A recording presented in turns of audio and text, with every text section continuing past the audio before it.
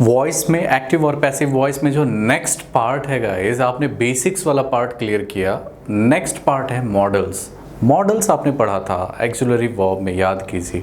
Models मैंने आपको बताया था 13 तरह के होते हैं, 13 मॉडल्स होते हैं। कौन कौन से? Shall, should, can, could, may, might, will, would. 8 ये हो गए।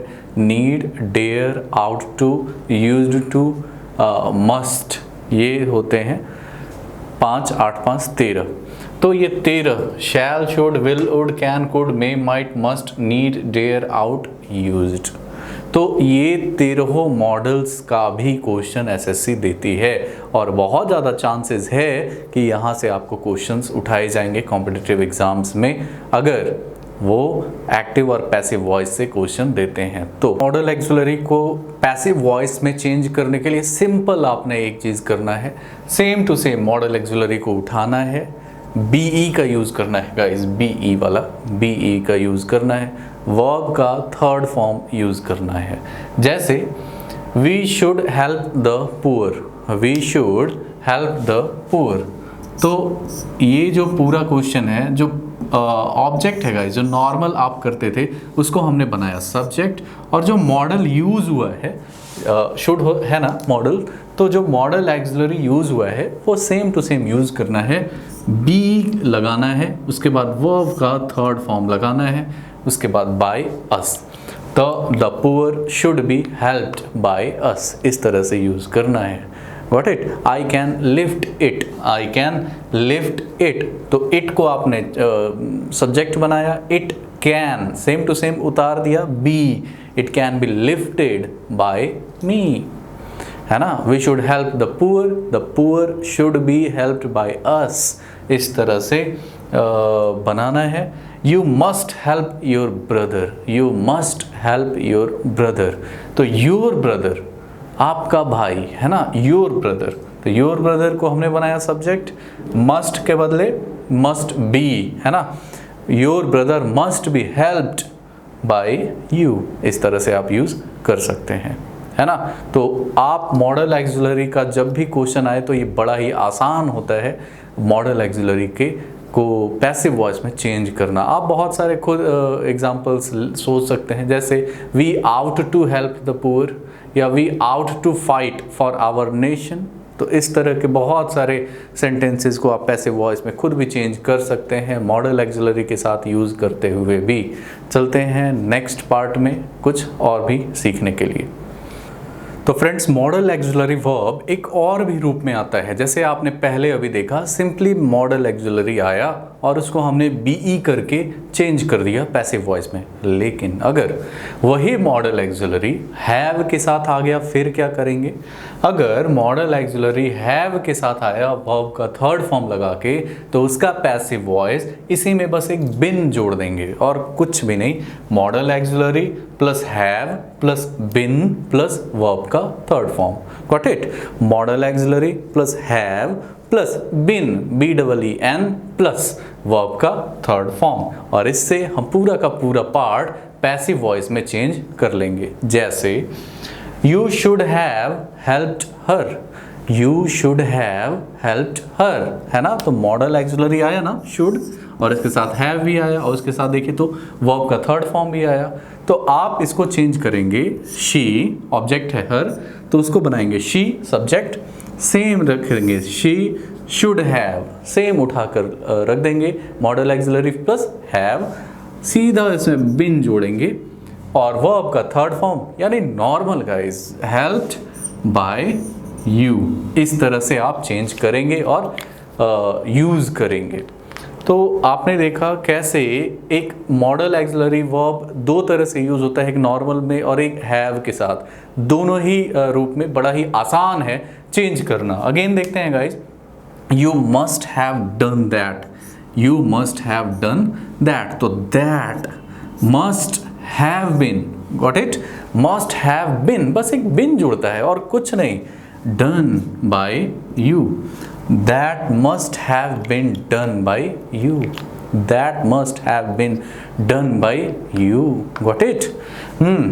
They ought to have respected the priest, they ought to have respected the priest. Ought to का यूज़ कहाँ करते थे जरा याद कीजिए, मॉडल्स वाले क्लास में मैंने आपको बहुत ही अच्छे से एक्सप्लेन किया हुआ है आउट टू का यूज़।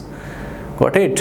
आउट टू का यूज़ अगर आपको प्रॉब्लम है तो आप मॉडल्स वाले क्लास में जाइए और मैंने आपको डिटेल वे में बताया हुआ है कि कैसे आउट टू का यूज़ करते हैं, कहाँ पे, जहाँ मोरल ऑब्लिगेशंस होते हैं। तो they ought to have respected the priest, तो the priest ought to have been, simple है guys, the priest ought to have been respected by them.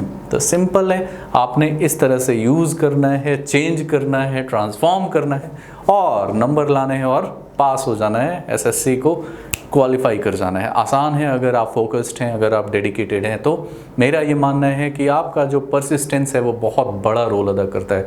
Persistence का मतलब गाइज रोज़ अपने आप को, आसान नहीं है वैसे, बोरिंग कई बार लगता है, लेकिन रोज़ आना पड़ता है।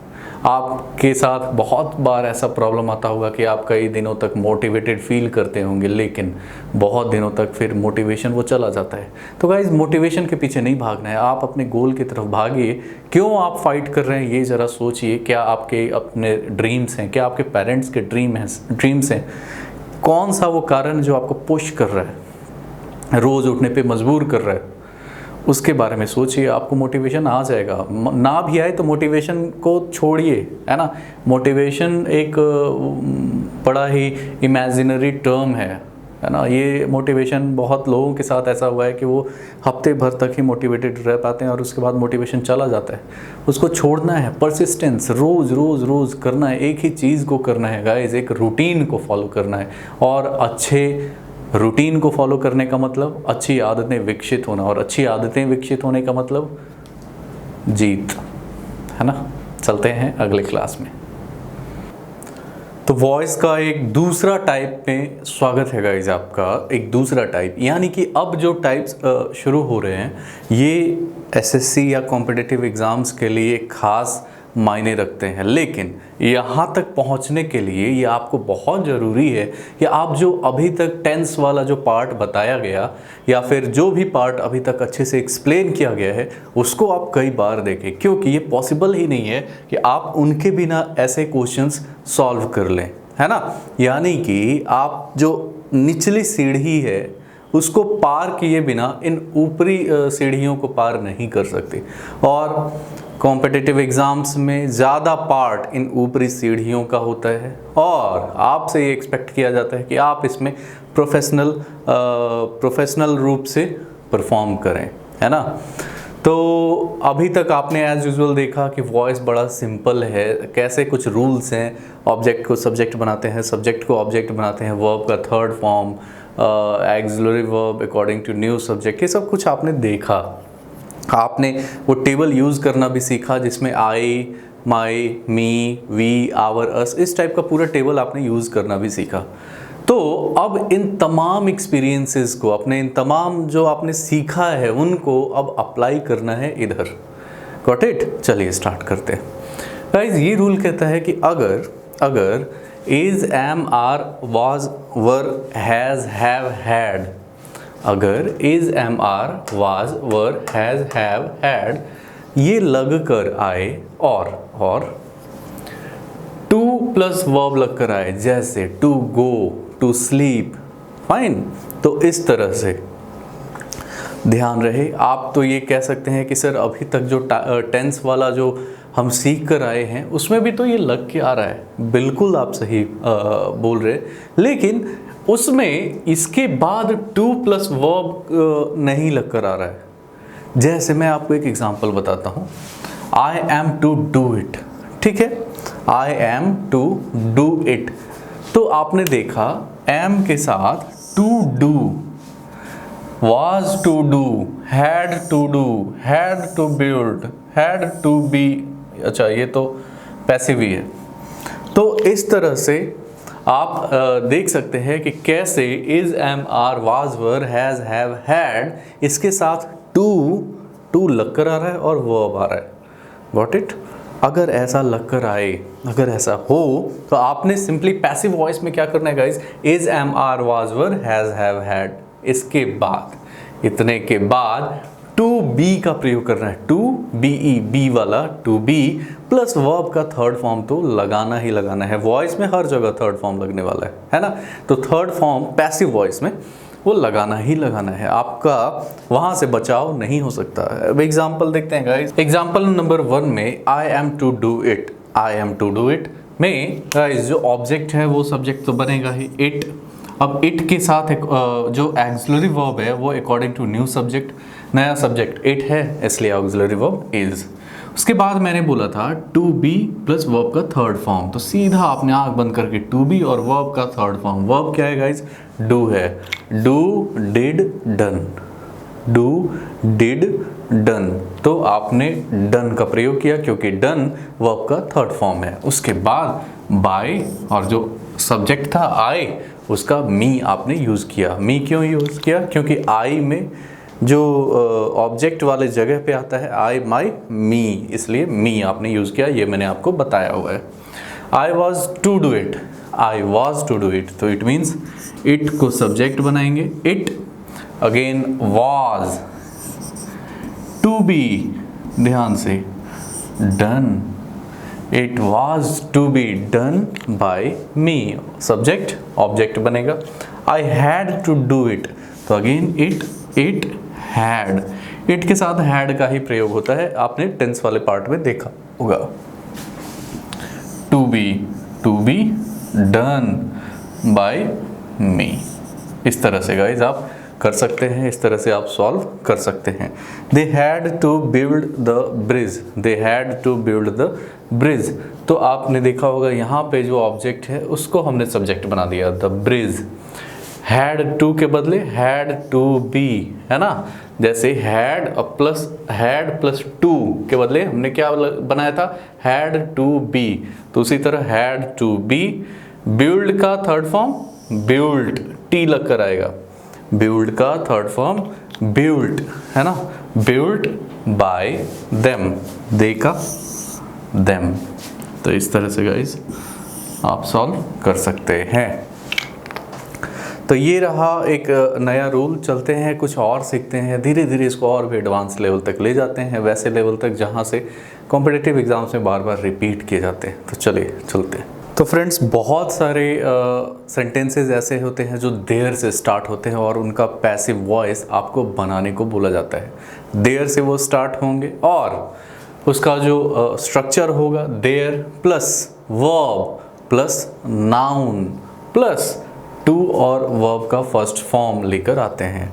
जैसे there plus verb plus noun plus verb का फर्स्ट फॉर्म और वर्ब, टू प्लस वर्ब का फर्स्ट फॉर्म। गाइस याद रहे टू प्लस वर्ब का फर्स्ट फॉर्म का मतलब to go, to come, to eat, to fight, to watch, to write, to listen, इस तरह से। वर्ब का फर्स्ट फॉर्म किसके साथ, टू के साथ। सेंटेंस स्टार्ट कैसे हो रहा है, देयर के साथ, उसके बाद क्या आ रहा है, वर्ब आ रहा है, ठीक है, देयर इज, गॉट इट। तो देयर इज, उसके बाद नाउन, नो टाइम, देखो आप noun plus to plus verb का फर्स्ट फॉर्म। देयर से स्टार्ट हो रहा है, वर्ब आ रहा है, उसके बाद नाउन आ रहा है, उसके बाद टू प्लस वर्ब का फर्स्ट फॉर्म। अगर इस स्ट्रक्चर में हो तो बड़ा आसान है पैसिव वॉइस बनाना। देयर से है ना, उसमें देयर से ही स्टार्ट कर देते हैं पैसिव वॉइस में, है ना। देयर से जब सब्जेक्ट बना रहे हैं पैसिव वॉइस में भी वही से स्टार्ट हो जाता है, देयर से ही। जैसे there same to same verb noun to, उसके बाद एक चेंज कर देते हैं, बी ई लगा देते हैं और V3 लगा देते हैं, वर्ब का फर्स्ट फॉर्म और V3। मैंने आपको बताया था ना पैसिव वॉइस में हमेशा यूज़ करना है वर्ब का third form, got it.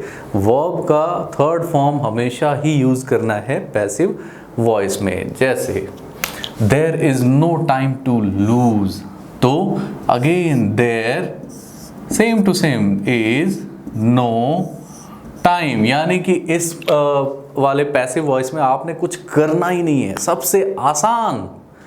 There is no time to lose, तो अगेन यहां तक तो सब सेम ही उतार देना है, देयर इज नो टाइम। उसके बाद बस आपने टू भी सेम ही उतारना है, एक बस यहाँ पे इनको बी लॉस्ट, बस इतना इजी है ये। और ये बार बार पूछा भी जाता है, क्यों? क्योंकि एसएससी जानती है कि यहाँ मैं कंफ्यूज कर सकता हूँ इन कैंडिडेट्स को। लेकिन अगर ध्यान से देखा जाए तो ये वॉइस का सबसे आसान पार्ट है ना, क्योंकि इसमें कोई चेंज करना ही नहीं है। देयर इज का इज, नो टाइम का वही नो टाइम, टू तक कोई चेंज नहीं, और लास्ट में be lost, to be lost. Got it? Again, there was a lot of work to do. याद रहे तो again there was a lot of, देखिए सब same, a lot of work, यहाँ तक तो कोई चेंज नहीं, और लास्ट में to do का to be done। कैसे? to be verb का थर्ड फॉर्म, तो to be done। इतना ही इजी है ये। Next guys, there is nothing to weep for. इसका हिंदी क्या होगा, जरा हिंदी कीजिए। There is nothing to weep for, है ना। There is nothing to weep for मतलब रोना किस बात का, ऐसे, है ना। There is nothing to weep for, रोने की जरूरत नहीं है, ऐसे। जैसे मान लीजिए कोई एग्जांपल मैं देता हूँ, कोई हमारे सैनिक बॉर्डर पे शहीद हो जाते हैं, और जब फैमिली बोलती है, वो हिम्मत दिखाती है, वो बोलती है कि नहीं, there is nothing to weep for, वो अपने देश के लिए उसने कुर्बानी दी है। तो आप ये समझ सकते हैं कि ये सेंटेंस कहाँ पे कैसे यूज़ हो सकता है। Got it. तो there is nothing to weep for, रोने की कोई बात नहीं है, देश के लिए शहीद हुआ है वो, है ना। तो इस तरह से, तो देयर इज़ नथिंग टू, यहाँ तक तो ईजी है ना। उसके बाद टू बी वेप्ट फॉर, तो इस तरह से आप करेंगे। There is nothing to, last में बी ई लगाना है, वीप का वेप्ट कर देना है। और आप कहेंगे कि ये फॉर कहाँ से आ गया, तो फॉर गाइस कुछ वर्ड्स के साथ प्रीपोजिशन लग कर आता है। जैसे लाफ एट, किसी के ऊपर हंसना, तो लाफ एट लेकर आता है। उसी तरह वीप फॉर लेकर आता है प्रीपोजिशन। तो आपने प्रीपोजिशन वगैरह कोई चेंज नहीं करना है, वो ऐसे ही रख देना है। वो मैं आपको प्रीपोजिशन वाले चैप्टर में भी अच्छे से बताऊंगा, सो डोंट वरी। चलते हैं अगले एग्जाम्पल की तरफ। सो डियर स्टूडेंट्स, बहुत सारे सेंटेंस स्ट्रक्चर ऐसे हैं जो इट से भी स्टार्ट होते हैं, इट से गाइस। और इट वाला जो पैसिव वॉइस हम बनाएंगे वो थोड़ा सा अलग तरीके से काम करता है। आपको बार बार प्रैक्टिस करके सीखना पड़ेगा और समझना पड़ेगा गाइस। आपको बार बार इन चीज़ों को ध्यान देकर, इसीलिए मैं बोलता हूँ इन वीडियोज़ को कम से कम 20 बार आपको रिपीट करना है, ताकि ये आपको आपके सबकॉन्शियस माइंड में बहुत ही अच्छे से बैठ जाए। और जब एग्ज़ाम में जब आपके ऊपर प्रेशर हो परफॉर्म करने का, और जब आपके पास वक्त की कमी हो, तो आप सटीक और आसान सा जवाब दे सकें, है ना। और जो करेक्ट है 100% उसको टिक लगा सकें। यहाँ पे जो आपको दिख रहा है गाइस, इट से स्टार्ट होने वाला sentence, it plus verb plus noun plus infinitive plus object. Infinitive का अगर मतलब इन्फिनेटिव सुनकर आप कंफ्यूज हो रहे हैं, तो इन्फिनेटिव कुछ भी नहीं है, बस टू प्लस वर्ब का फर्स्ट फॉर्म। जैसे to do, to watch, to speak, to write, to record video, to speak, to give lecture, to plus verb का फर्स्ट फॉर्म। इसी का फैंसी सा नाम है इन्फिनेटिव।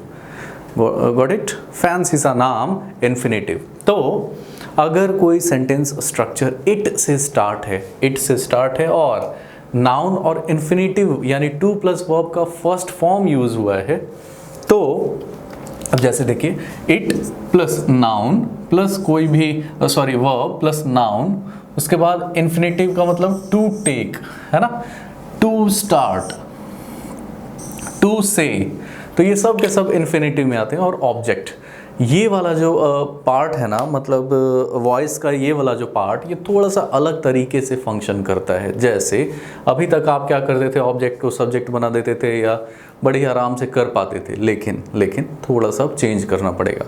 जैसे it is time to take our exercise, to take exercise, तो again it is time, यानी कि यहाँ तक तो आपने सेम रखा, इट इज़ टाइम।